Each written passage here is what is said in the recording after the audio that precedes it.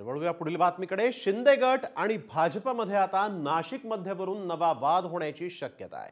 शिंदे गटाने नाशिक मध्ये विधानसभेवर दावा केलेला आहे। शिंदेंच्या जिल्हा प्रमुख अजय बोरस्ते यांनी विधानसभा निवडणूक लढण्याची तयारी सुरू केली। तर अजय बोरस्ते आमच्या सोबत विधानसभेमध्ये दिसतील असे विधान शिंदेंचे प्रवक्ते संजय शिरसाठ यांनी केलेले आहे। सध्या नाशिक मध्यच्या विद्यमान आमदार भाजपच्या देवयानी फरांदे आहेत, त्यामुळे नाशिक मध्यवरून वाद अटळ आहे।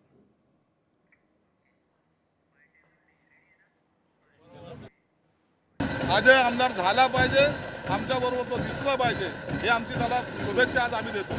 अजय आमदार झाला पाहिजे, आमच्या बरोबर तो दिसला पाहिजे, हे आमची त्याला शुभेच्छा आज आम्ही देतो।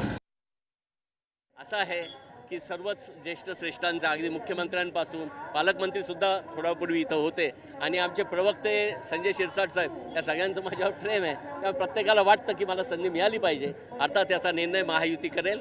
त्यांचा आशीर्वाद असला तर मी नक्की विधानसभेत असेल। आता त्यांनी मध्यमधून तिकीट दिलं तर मध्यमधून असेल।